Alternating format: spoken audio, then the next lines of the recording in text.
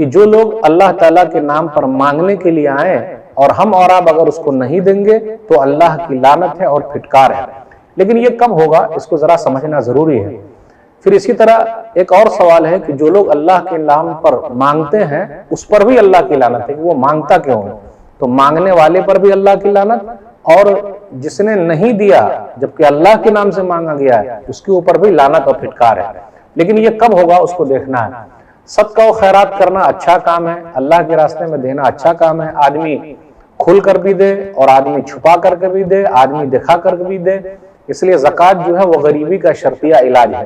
لیکن صدقہ و خیرات کرنا یہ اہم چیز ہے، اللہ تعالیٰ نے اگر دے رکھا ہے تو اللہ کے راستے میں لگائیے، دیجئے، صدقہ و خیرات کیجئے۔ اب ایک حدیث پر غور کرتے ہوئے چلے جس کے اندر لعنت کا لفظ آیا ہے، آخر اس کا معنی اور مفہوم کیا ہے؟ صحیح الجامع حدیث نمبر 5890، ملعون من سأل بوجہ اللہ وملعون من سئل بوجہ اللہ ثم منع سائلہ ما لم يسأل حجرا۔ اس کا ترجمہ کیا ہے؟ وہ آدمی ملعون ہے، وہ آدمی ملعون ہے کہ وہ اللہ کے نام پر مانگتا ہے۔ اس کا مطلب یہ ہے دے دے بھائی اللہ کے نام پہ دے دے، یعنی اللہ کے نام پر مانگنا اس طریقے سے کہ آدمی کو ضرورت نہیں ہے مانگنے کی لیکن پھر بھی وہ مانگ رہا ہے، چھوٹی چھوٹی چیز مانگتا ہے، 1 پیسہ مانگتا ہے، 2 پیسہ مانگتا ہے، 1 روپیہ 10 روپیہ دینا بھائی اللہ کے نام پہ دینا۔ تو منع کیا گیا کہ جب آپ کو ضرورت نہیں ہے پھر بھی آپ مانگتے ہو تو گویا کہ ایسے مانگنے والے لوگ ملعون ہیں۔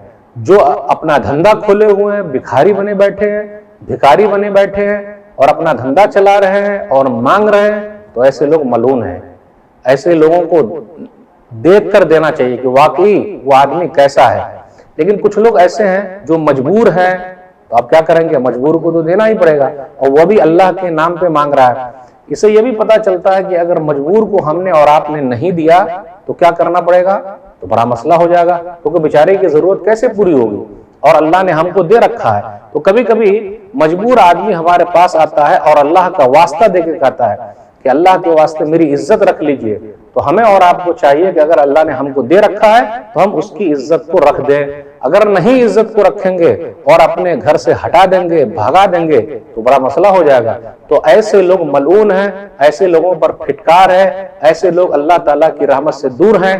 یاد رکھیے گا مال اللہ کا ہے، اللہ اپنا مال جس کو چاہتا ہے دے دیتا ہے، اور ہم اور آپ اگر خرچ کریں گے تو اللہ ہم پر خرچ کرتا ہے۔ اور یاد رکھیے گا واللہ فی عون العبد ما کان العبد فی عون اخیہ، صحیح مسلم کتاب الذکر والدعا کتاب نمبر 48 حدیث نمبر 2699، بندہ جب تک بندے کی مدد میں لگا رہتا ہے اللہ اس بندے کی مدد میں لگا رہتا ہے۔ تو اگر کوئی ضرورت محتاج واقعی مجبور ہے تو ایسے آدمی کو دینا چاہیے، اور اگر نہیں دیں گے جبکہ ہمارے پاس دینے کے لیے ہے تو ہم پر اللہ کی لعنت ہے، اللہ کی پھٹکار ہے، ہمارے مال کی برکت ختم ہو جائے گی۔